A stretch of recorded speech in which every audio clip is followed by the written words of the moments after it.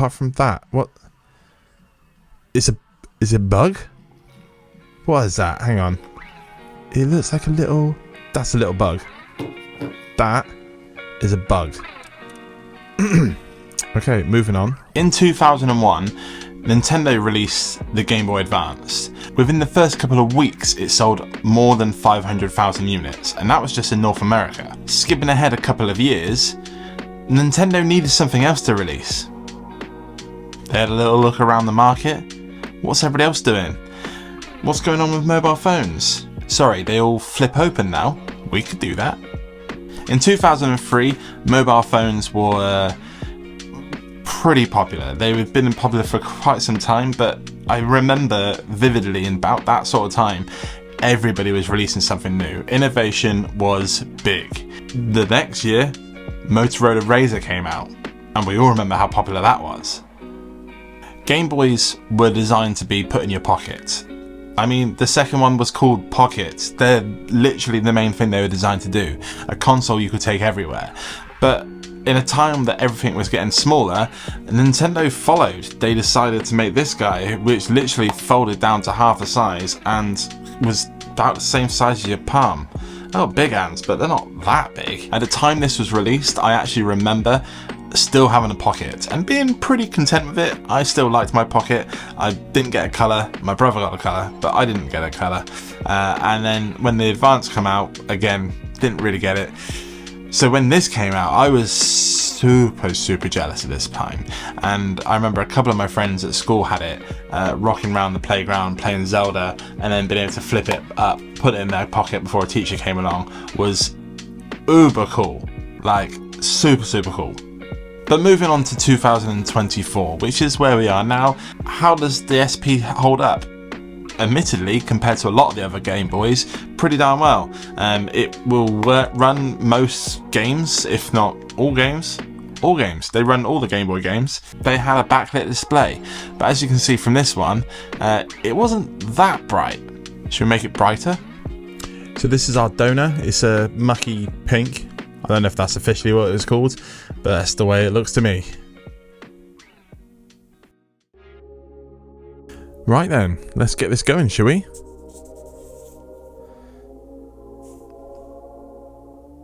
Definitely gonna need some lights.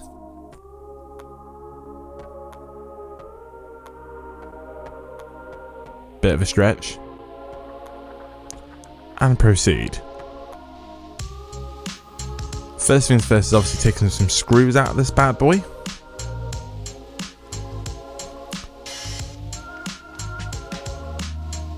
Not quite sure what I was expecting to see when I examined this battery, but it's definitely a battery.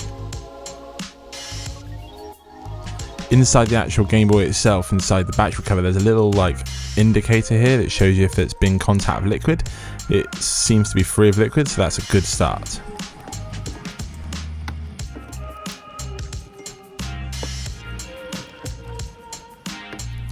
Once you've pulled all the screws out, you can then simply just lift that part of the shell off, and you are greeted by the PCB.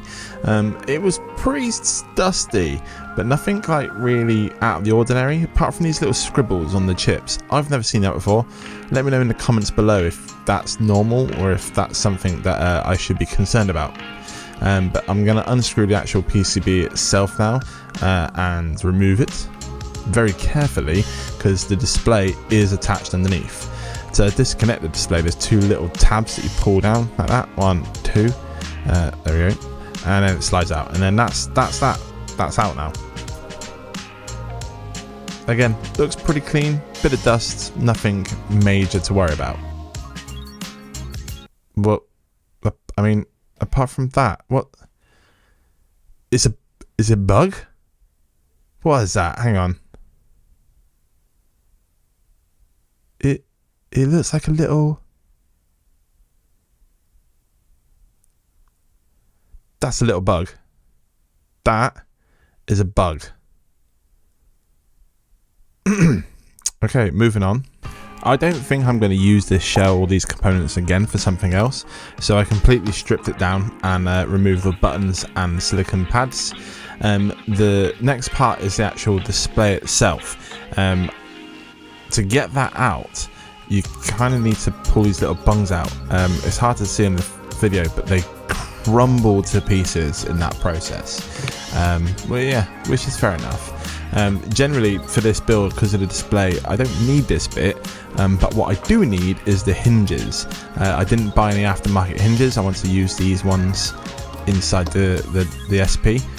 So to get that, I need to pull the hinge apart now.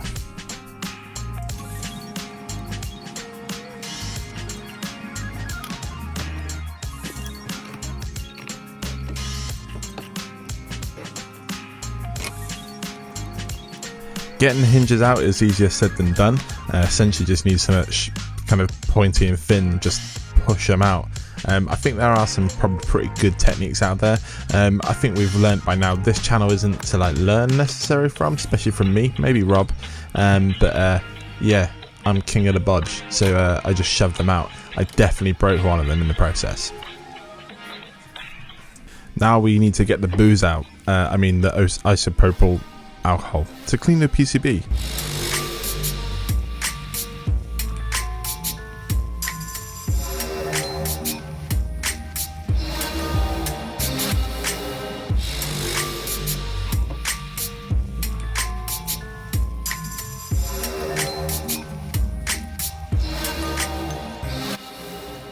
Right then, onto the good stuff.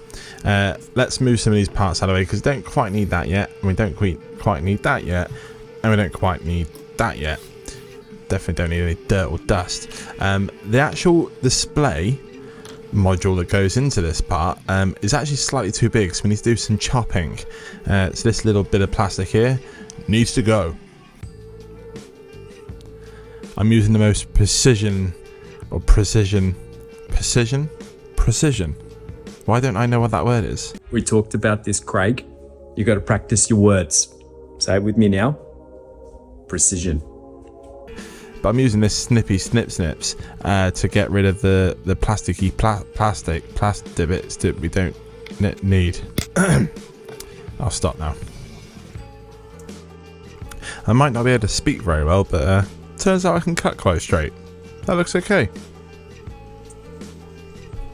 Little test to make sure that all fits in nicely and works well, and yeah, it does.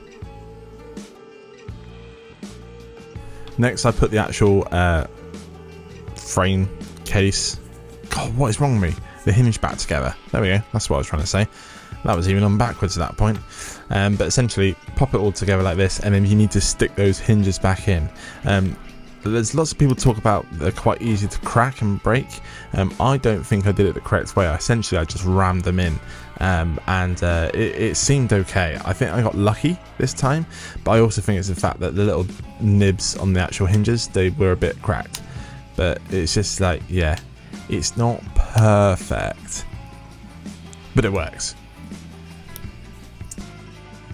The actual display itself just sits straight into the shell now. A lot of mods you have to like tape the display down and things like that. This is nice that you can just kind of almost pull it out and stick it into another shell whenever you want quite easily. However, I'm very bad at ribbon cables. This went in reasonably easy. That's because I cut this video down quite a bit. Again, this time took me several tries. You'll learn this from me in future videos that yeah, I just don't like ribbon cables. They're too fiddly. That little bit that I'm folding over is the sensor, or the touch sensor, for when you're changing the brightness and things like that. That's got to be folded over so you can then touch it on the back of the display. You can obviously wire this stuff in. In this case, I don't know if I mentioned it yet, I'm not doing the solder, I'm doing the easy version where you don't need solder, just because I wasn't sold on this mod, which we'll probably talk about later in the video. The actual display PCB slides around quite a lot. Didn't like that at all, so I did add a little bit of double-sided sticky tape. Double-sided and sticky, in case you didn't realise, and stuck it down.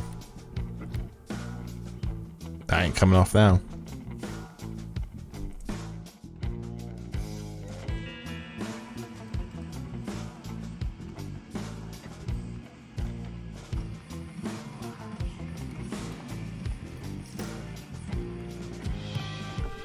Surprisingly, the screws go back into the exact same places where you got them from.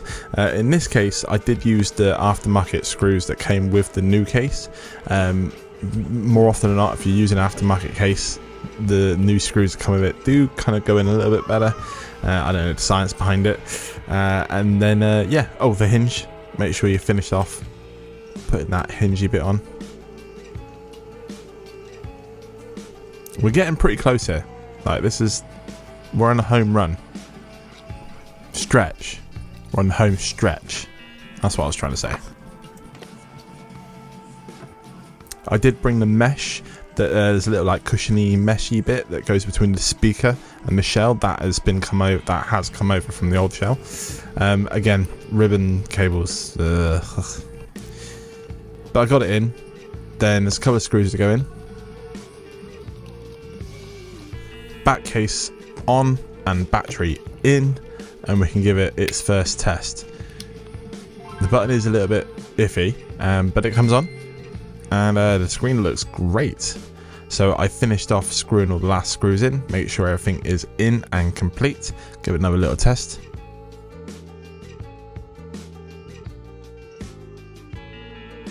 Last couple of screws.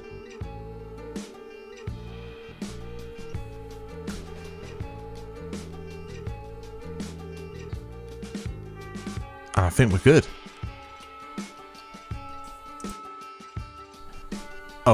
Decals. Little Nintendo logo. Logo. Say it with me. Logo. I did have the back sticker as well. Don't have footage of that. But ta-da! Now, it's been about 2 months, 3 months maybe even, since I actually modded this SP, and I've used it a bunch. I've mainly been using it to play a little bit of Zelda, and I've just started playing Emerald, which I've never played before. So I've been taking it everywhere I go. Take it on a train, take it literally wherever I go. But the other day I was playing it, and this happened. It's gone black and white. I don't know why it's done that. I have literally no idea. And so far I haven't managed to fix it. I'm gonna try and take it apart and reseat everything maybe. But I do vaguely remember the fact that it was on like this. I did this, got on my train, opened it again, and the colour's gone. So that happened. But seriously, this is a very new thing for me. I'm very new to the modern game, and I'm going to take this on the chin. I somehow broke this device, I don't know how yet, and maybe that's a video we're going to do in the future where we kind of talk about how to troubleshoot and work out how and what you've done to break it and stuff like that. Because let's be honest, I'm probably going to break things a lot. Broke that. So if you have got to the end of this video and you were really into it and was really enjoying the mod, I'm sorry for letting you down. But yeah, this needs to fixing. I'll probably make another video on this soon, probably shorter, where I kind of like fix the mistakes and try and work out exactly what's wrong with it. But it's still perfectly playable. Like, it's still super bright. I like the way that it looks still, to be honest, in the black and white. Weirdly, I'm not quite sure. Like, So with that letdown, we should probably end the video. If you like people trying to attempt to modify devices and bring them back to life, believe me, this is the channel for you. But it's not just me, it's also my friend Rob, who makes these videos, who is actually slightly better than me and so far hasn't broken any of his devices. Touch wood. See you next week.